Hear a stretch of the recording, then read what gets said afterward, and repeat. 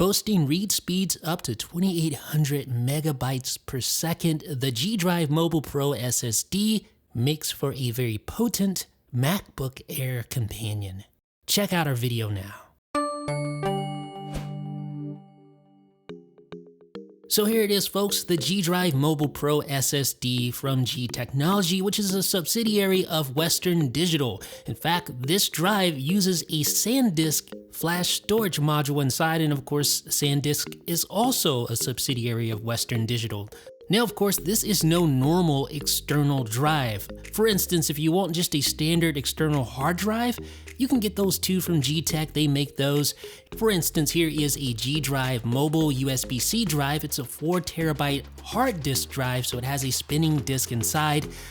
Offers a whole bunch more storage, but it's a lot slower than this little guy right here. This is apt for 4K workflows and higher. So if you're working with 4K video, 5K video, even up to 8K video, the Mobile Pro SSD is primed for that, and it's bus powered, so it's totally portable.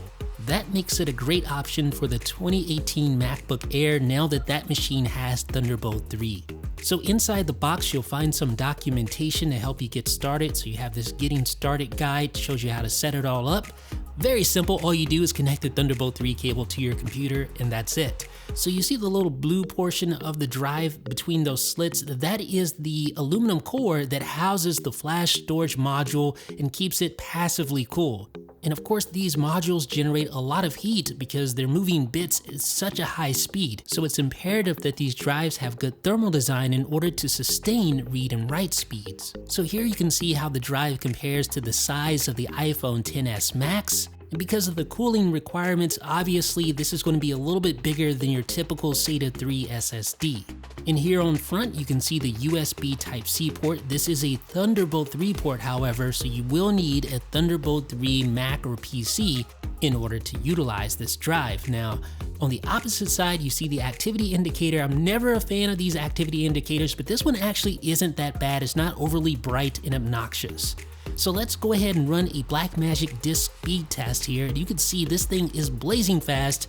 Write speeds close to 2200 megabytes per second. Read speeds get close to 2500 on the Blackmagic test. With Quick Bench Sequential, you can see it's close to that 2800 megabytes per second read up to speed on the product packaging. Now compare these speeds to what you get with the internal SSD. Granted, it's the smallest SSD on the 2018 MacBook Air, and you can see the G Drive is just a beast. But benchmarks only tell so much. How does this drive perform over sustained periods of time in real-world scenarios, like in Final Cut Pro 10, editing 4K video for instance? Well, it should be no surprise that this drive performs excellent. But you will pay for those beastly qualities. This thing starts at about $600 for the 1 terabyte model that we tested here.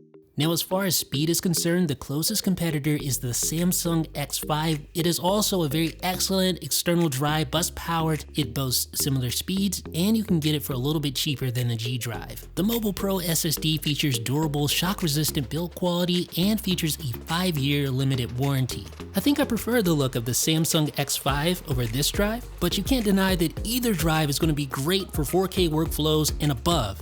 Either will make for an awesome MacBook Pro or Air companion drive. What do you guys think? Let me know down below in the comments. This is Jeff with 9to5 Mac.